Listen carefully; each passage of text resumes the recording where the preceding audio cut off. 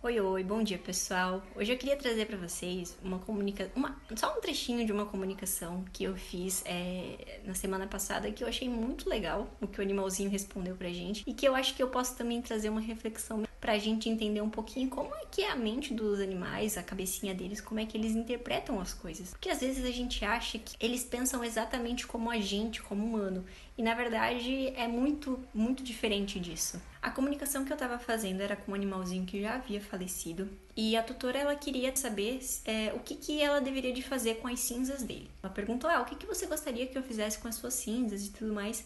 E no momento que eu falei cinzas, ele ficou... O que é cinzas? Eu não sei o que é isso. E aí, né, ali no meio da comunicação, então eu expliquei pra ele o que era as cinzas, né, o que era a cremação e tudo mais, expliquei isso pra ele. E depois que eu terminei de explicar, ele ficou assim como...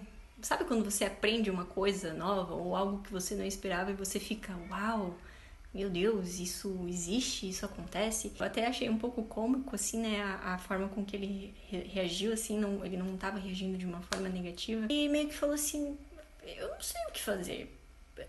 Sabe quando você sabe uma coisa tão nova e você nem sabe o que fazer com aquilo? Foi mais ou menos assim que ele reagiu. Aí eu trouxe pra ele algumas opções do que a gente poderia, né? O que a gente humano faz quando tem, por exemplo, as cinzas. Aí eu falei pra ele, a gente poderia, né, deixar soltar no ar, a gente poderia usar como adubo numa plantinha, ou que a gente poderia colocar numa urna e deixar por perto, num lugar especial. E aí eu trouxe, né, algumas opções pra ele e ao mesmo tempo, ele ouviu ali e ele ficou ainda assim, não sei ainda o que fazer exatamente, mas aí ele me trouxe uma imagem, assim, uma cena de onde tinha um campo, assim, e ele tinha uma árvore. Só que não era uma árvore grande, já velha.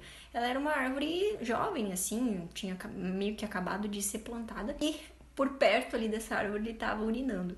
E aí eu fiquei interessante isso que ele me trouxe, né? E aí deu para sentir na comunicação, né, que dentro das opções que eu tinha trazido para ele, né, aquela plantinha, todo aquele cenário ali era o que talvez ele preferiria que fizesse. Mas depois ele trouxe assim, mas eles também têm que querer, né? Eles também têm que ficar felizes com essa escolha. Achei isso muito legal, porque assim, estava assim mais imerso com aquilo que ele acabou de descobrir, né, que era a cremação em si, do que propriamente o que fazer com as cinzas dele. E isso mostra muito a nossa visão humana, né, referente a isso, porque normalmente a cremação é uma coisa humana, é um ato humano. Já para os animais, quando eles se desvinculam do corpo físico, né, aquilo não tem mais tanto significado. Não que eles não se importem. E quando a gente fala sobre, por exemplo, algo humano, eles respeitam e eles entendem, né? E ele mostrou ter essa empatia também ali pela questão que a tutora trouxe, né? E por isso que ele trouxe que eles também têm que se sentir bem com a escolha do que fazer com as minhas cinzas. Isso foi muito legal. E só para fechar, então, com a ideia, né, é que às vezes a gente acha que para o animal, né, as coisas humanas, elas são muito claras e não necessariamente elas são. Uma coisa que acontece muito comigo nas comunicações é quando eu pergunto sobre eutanásia. Muitos não sabem o que é eutanásia, eles não sabem, então eu preciso explicar para eles o que é, para que eles entendam, né, e possam responder ali o que a gente está querendo. Isso não é só para eutanásia ou para cremação. Muitas coisas, muitos termos a gente acha que para o animal faz muito sentido, mas normalmente são termos exclusivamente humanos, usados para humanos.